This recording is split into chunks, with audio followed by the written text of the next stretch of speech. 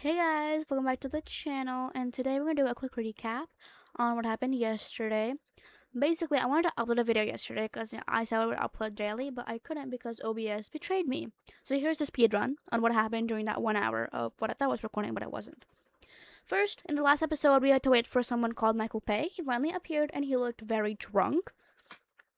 So Heath, Jensen called him because he couldn't make fake invitations because Miss Satori also had to get in. So then, the first attempt was really bad, but the second attempt, Michael Pay finally did it right, and it was glowing like it was radioactive, and somehow everyone was completely normal with it. So then, stalking, yeah, probably didn't expect that, but we stalked this random celebrity because Michael Pay made us do this entire chase scene because we had to swap this fake invitation with a real one so that when the celebrity pulls it out, he won't see that it's fake. You know, it has to be a little bit realistic, so he just thinks that it's real, and then the staff room will be like, no, it's fake. So they can do a little, like, thing there, so they, you know, all that stuff. And this guy, he's insane. He thought we were paparazzi, even though we had no camera, and somehow he was so nonchalant. He was just, like, not, like, saying, hey, call the police, nothing. He just apparently is super nonchalant about stalking, which is so weird. So on the basically we somehow spotted that he had an invitation, even though it was in his pocket. We have magical abilities apparently, and using those same magical abilities that nobody bothered to explain to us, the viewer or the player, we swapped the invitation, even though we were in a motorbike following this man and he was in a car. So I don't know how we swapped it, because my idea, I thought what Jidoin would do, we would act as interviewers and we would pretend to be an interviewer and like swap it like that maybe, but no.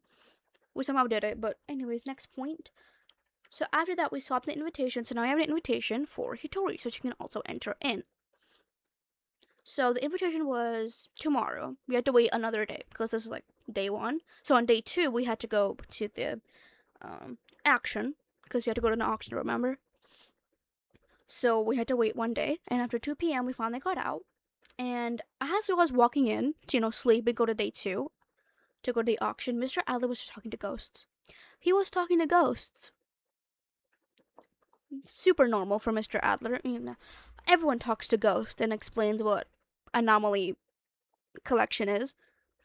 So then we finally went to the auction. It was super luxurious and all that stuff. And we actually saw the celebrity arguing with the staff member saying that it was real, but the staff member was like, no, sir, it's not. So we kind of saw that banter. Then we went into what I thought was the dorm room. I don't know why I thought it was a dorm room. Like, we're in the auction. This is not a hotel. For some reason, I thought it was a dorm room. So then I was like, okay. I went in there, and it's actually the elevator. I don't know why I need an invitation for an elevator.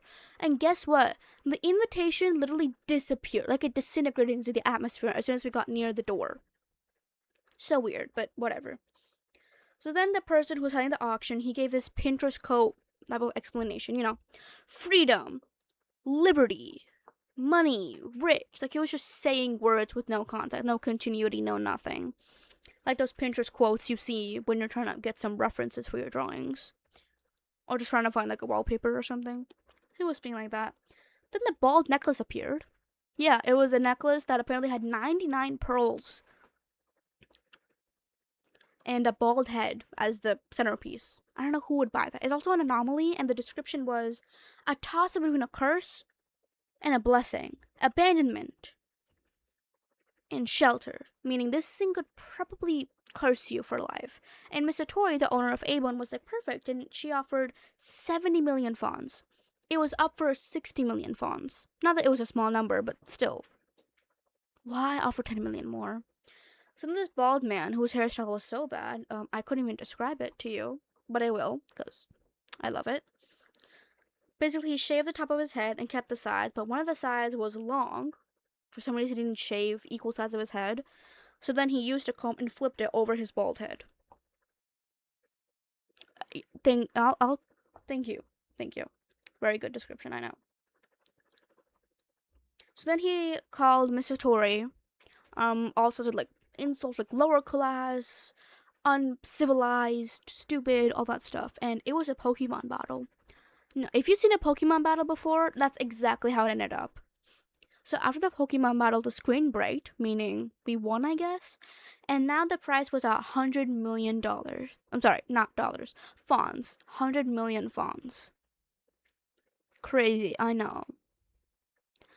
Like, first it was 70 million, and it went to 100 million, so I guess the price just went up as they were battling. The auctioneer was just raising up the stakes until it finally reached 100 million. And the thing is, you're probably like, Velvet, surely we can take back it, right? Yeah, that's the rule. You can't take it back. So 100 million already gone, and that's not even the item they wanted.